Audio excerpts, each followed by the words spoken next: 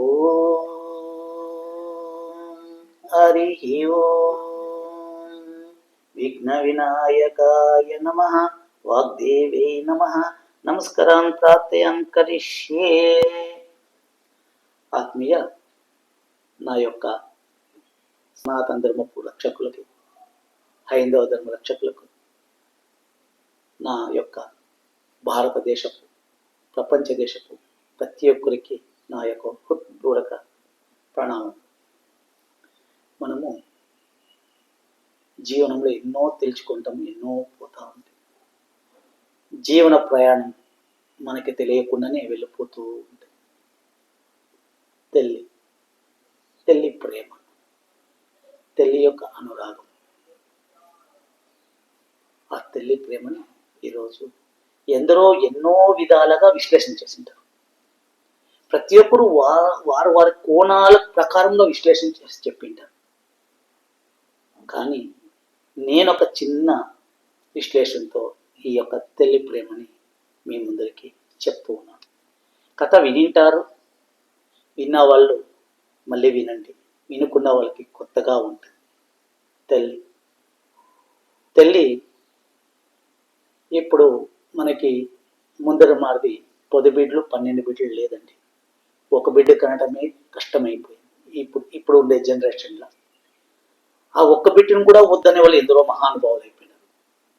నాకు బిడ్డలే వద్దు, నా జీవితం ఎంజాయ్ ఆఫ్ లైఫ్, ఆరాంగా సంతోషంగా సుఖ సంతోషంగా నేను జాలీగా ఉంటాను అనేది అయిపోయింది.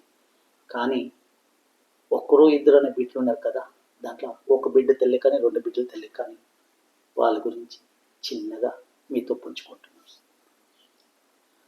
ఒక తల్లి ఆ బిడ్డని 9 మాసాలు మూసి పెంచి పెద్దిచ్చేసి ఒక ఇంటి వాడిని చేసి, వాడు ఉద్యోగస్తుడి, వాడికి పెళ్ళి అంతా చేసి, ఇది జరిగిన కథ.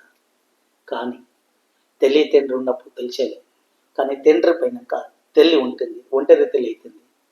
ఆ తల్లిని ఇప్పుడు ఈ జనరేషన్లో కొడుకు చెప్తాడు, అమ్మ నువ్వు ఒక్కడే ఉన్నావు, ఎందుకు నువ్వు నాతో వచ్చేయి, నేను పట్టణానికి తోడుకొని పోతాను. లేరా నేను పల్లెటూరులో నాకు పరిచయం ఉండరు, నేను ఉంటాను అని ఆ అమ్మాయి అంటుంది.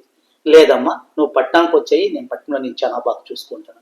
దాని దిగమైన కోడాలు కూడా అత్త నువ్వు వచ్చేయి నేను చూసుకుంటాను. సో అక్కడ కోడాలు కొడుకు రమ్మన్నప్పుడు ఆ అమ్మ ఇంటికి వచ్చేస్తుంది. కొడుకు ఇంట్లో ఉంటుంది. ఆ కొడుకు ఇంట్లో కొన్ని రోజులు ఆనందంగా ఉంటుంది. కానీ వృత్తిరీత్యా ఇప్పుడు చేస్తుండే ఒక ఉద్యోగ రీత్యా వాళ్ళకి పొగలు యావది రాత్రి యావది అని కూడా తెలుస్తలేదు. తల్లి ఆ కొడుక్కి కోడలకి కావాల్సిన సౌకర్యాలు, కావాల్సిన భోజనం అంతా చేసి పడుతుంటుంది. కానీ ఆ భోజనం చేసి పెట్టే టయానికి ఇప్పుడు వీళ్ళు వచ్చే 2 గంటల రాత్రి 3 గంటల రాత్రి పొగులు రాత్రి తెలియకుండా ఆ తల్లి అలసిపోతూ ఉంటుంది. కాలక్రమేణా ఆ తల్లికి వయసు అవుతూ ఉంటుంది. కానీ వీళ్ళు తల్లితో మాట్లాడే సమయం కూడా వీళ్ళు దొరుకుతుంది. కోడలు కానీ కొడుకు కానీ తల్లితో మాట్లాడే ఒక క్షణకాలం వీళ్ళకి తిరిగి దొరుకుతారు. తల్లి నిత్యము చూస్తూ ఉంటుంది. ఆమె తల్లి అలాగే జీవనం చేస్తాను. కానీ తెలుగు ఒక ఆలోచన వచ్చి వాళ్ళకి ఎవరికో తెలిసి ఉత్తరం ఒకటి వస్తుంది అనేసి ఉత్తరం రాస్తూ ఉంటుంది. ఆ ఉత్తరాలతో ఆ తల్లి ఆనందం పడుతూ ఉంటుంది. కొడుకు ఎప్పుడో ఒకప్పుడు ఏందమ్మా ఈరోజు సంతోషంగా ఉన్నావా అంటే, లేదా ఆ ఉత్తరం వచ్చింది, ఉత్తరం చూసుకొని సంతోషంగా ఉన్నాను. కానీ కొడుకు ఎప్పుడో సంవత్సరానికో ఎప్పుడో మాట్లాడిస్తారు. తల్లి తిన్నా లేదని కూడా తెలియలేదు, తల్లి పొనుకో ఉందా లేదని తెలియలేదు. కానీ ఏమీ తెలియటం లేదు. కానీ వీళ్ళకే తెలియటం లేదు కదా. అంటే భర్త భార్యకి తెలిస్తే భార్య భర్త కూడా తెలుస్తలేదు. అలాంటి సందర్భంలో ఈ యొక్క వాతావరణంలో తల్లి చాలా నెప్పుతో ఆ యొక్క జీవనాన్ని గడుపుతూ ఉంటుంది. కాలక్రమేణా తల్లి అస్తగిస్తుంది, తల్లి మరణిస్తుంది. తల్లి మరణించినాక ఆ ఏముందో కాలకృత్యాలన్నీ అయినా ఆ యొక్క పద్ధతి ఏమన్నా అన్నీ చేసి ఒకరోజు వానికి ఇంటికి వస్తే చాలా వెలుతిగా ఉంటుంది. అమ్మ లేకపోయినా కూడా, అమ్మ ఉన్నా కూడా లేకపోయినా కూడా ఉన్నట్టు అని ఆయన చాలా మనసుకి కొడుక్కి చాలా బేజారైతుంది. ఆ బేజారతంలో అమ్మ యొక్క ఉన్న స్థలానికి పోతాడు. ఆ రూముకి పోతాడు. ఆ రూమ్ చిందరవందరగా ఉంటుంది. ఆ రూమ్ అంతా శుభ్రం చేస్తామని పోతూ ఉంటే ఒక బాక్స్ కనబడుతుంది. ఆ బాక్స్ దొబ్బితే అందులో ఉత్తరాలు ఉంటుంది.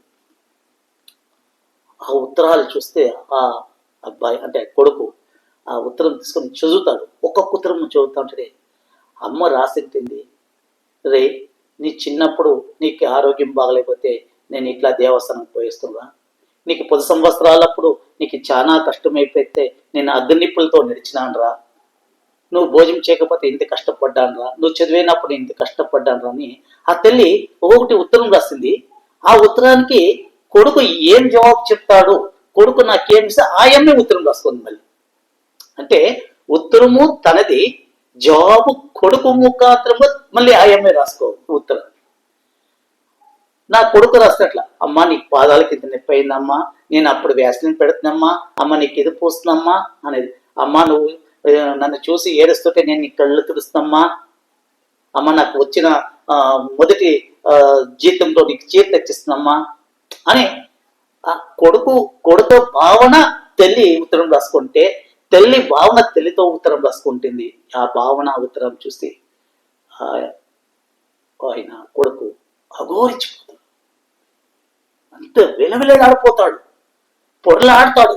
ఆ ఉత్తరాలు పెట్టుకో అట్లే పొరలాడతాడు. అంటే ఉన్నప్పుడు నేను తల్లిని చూడకపోతే ఇప్పుడు పైనాక నా తల్లిని చూస్తే నేను ప్రయోజనము. అమ్మా అనేవాడు అర్చినప్పుడు ఆ తల్లి రాదు కదా.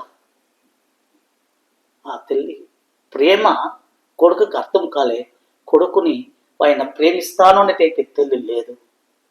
కానీ మనము తల్లి ఉన్నవాళ్ళు, తల్లి అందరికీ ఉంటుంది, తల్లి ఉండేవాళ్ళు కొడుకులు కొడళ్ళకు కానీ ఆ తల్లిని ప్రియతించండి, ఆ తల్లితో మాట్లాడేది సంతోషం ఉంది. మనం పైనాక మనం ఎన్ని చేస్తానో ప్రయోజనం లేదు. మనం పై ఎక్కడెక్కడో సాగరాలు ఇది పెట్టారు, ఉన్నప్పుడు చూస్తే తల్లి ప్రేమ అర్థమవుతుంది. ఆ తల్లి వాత్సల్యం మీరు తెలుసుకోండి. ఇది నా యొక్క తల్లి ప్రేమతో మీతో పంచుకున్నాను. సర్వం శ్రీరామకృష్ణ అర్పణమస్తు.